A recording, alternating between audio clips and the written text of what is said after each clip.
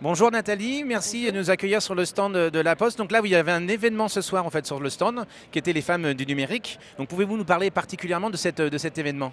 Absolument, il vient juste de se terminer et on a eu la chance de réunir autour de ce sujet des femmes et du numérique et de la tribune qui organisait à la fois un supplément dans la tribune et en même temps cet événement avec nous à la Poste. On a eu quand même 5 vice-présidentes de régions, donc à peu près la moitié des régions françaises étaient réunies là avec des femmes politiques importantes. Madame Catherine Trottmann était là, nous avions la députée des Hauts-de-Seine également et l'idée c'est de se dire que finalement, les femmes sont un petit peu la moitié du ciel et que dans le monde digital, elles ne sont pas beaucoup, puisque dans les entreprises, on sait que seuls 9% des startups sont dirigées ou fondées par des femmes, qu'elles ont beaucoup plus de mal à se financer. Et on pense qu'il faut aider ces femmes à devenir visibles et à ne pas les rester finalement dans cette sorte d'invisibilité numérique que nous trouvons un peu contre-productive. Et nous pensons à la Poste que le numérique, c'est notre monde et que donc il doit refléter le monde réel dans sa diversité. Donc il y a les problèmes de diversité, les problèmes de parité et une façon de commencer à travailler là-dessus avec les femmes, c'est de se dire comment on est plus visible dans le digital et comment on prend plus la parole et comment on prend plus finalement de place dans ce monde où on doit avoir quelque chose qui doit ressembler à la moitié de la place normalement. Alors, La Poste est présente pour la 5e année à Las Vegas. Et donc, pouvez-vous nous dire précisément ce qu'il en est de cette actualité que vous présentez donc, à l'ensemble des personnes présentes à Las Vegas?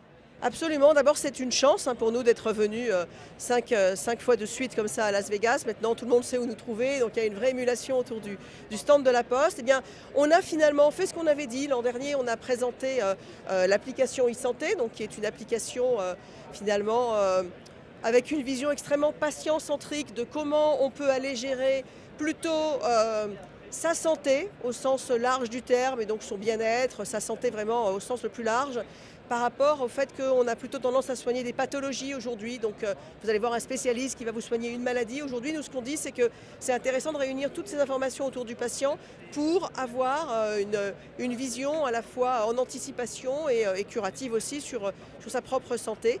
Donc cette application, elle fonctionne depuis maintenant une année. On avait signé l'an dernier avec Elsan, donc premier groupe de cliniques privées en France. Cette année, nous avons présenter ici l'application d'Elsan qui va du début finalement de la préhospitalisation avec tout ce que ça peut générer de remontée des constantes par exemple, est-ce qu'on a la bonne tension, est-ce qu'on a le bon rythme cardiaque, etc. avant d'être hospitalisé, mais aussi des choses administratives, comment on va remplir son dossier pour rentrer dans la clinique par exemple, pendant l'hospitalisation et en post-hospitalisation pour finalement réussir à terme à réduire le moment de l'hospitalisation et apporter plus de confort au malade en restant plutôt à son domicile. C'est une application qui est complètement complémentaire du travail qui est fait par la CNAM aujourd'hui sur le DMP et qui a une vision plus large autour du bien-être, qui va aller même jusqu'à l'alimentation, jusqu'à tout ce qu'il y a autour de la santé et complètement patient-centrique avec une vision postale, c'est-à-dire neutre, universelle et pérenne. Et donc c'est une plateforme qui permet d'interconnecter tous les types d'objets connectés de santé du marché. À la Poste, on ne trie pas. On prend absolument tous les acteurs, évidemment sous condition de respecter des conditions de sécurité ou des choses comme ça. Donc ça, c'est la santé. Nous sommes ici avec Digipost qui continue aujourd'hui. Digipost, donc l'assistant coffre-fort de la Poste, c'est 2 800 000 utilisateurs. On a plus de la moitié des entreprises du CAC 40 qui ont dématérialisé leur bulletin de paye en utilisant Digipost. Digipost aujourd'hui s'étend puisqu'on fait, en plus de ce qu'on faisait habituellement, on a rajouté une verticale santé qui va vous permettre d'avoir avec vous en permanence vos rappels de vaccins par exemple, avec une alerte si vous êtes en retard, qui va vous permettre d'avoir vos analyses de sang. On a signé des partenariats avec des laboratoires, par exemple comme Cerba, pour pouvoir mutualiser toutes les analyses de sang autour du patient. Et puis on rentre dans une nouvelle verticale qui est la verticale des diplômes et de la certification des diplômes.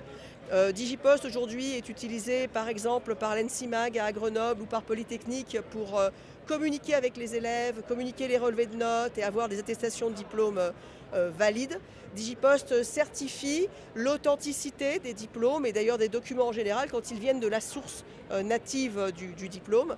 Donc ça veut dire que vous pourrez utiliser vos diplômes et justifier la réalité de vos diplômes, la véracité de vos diplômes grâce à Digipost. Donc on continue à développer Digipost. Et puis autour de Digipost et de finalement ces usages qui deviennent de plus en plus régaliens et de comment on peut développer les usages autour de la e-administration, on vient ici avec l'identité numérique qui est prête, qui peut être réalisée. Alors plus exactement, c'est l'utilisation digitale d'une identité existante, évidemment. Ce que fait la Poste, c'est qu'elle crée des certificats avec un double niveau d'identification, avec un rendez-vous en face à face avec les personnes qui veulent une identité et qui s'appuie évidemment sur les titres d'identité délivrés par le ministère de l'Intérieur.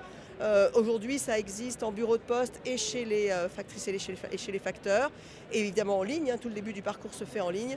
C'est en cours de validité à l'ANSSI, et donc l'identité substantielle de la Poste va être là dans les prochaines semaines valide et certifiée. Merci beaucoup Nathalie de ce point d'information. Donc on vous remercie d'avoir suivi ce périscope.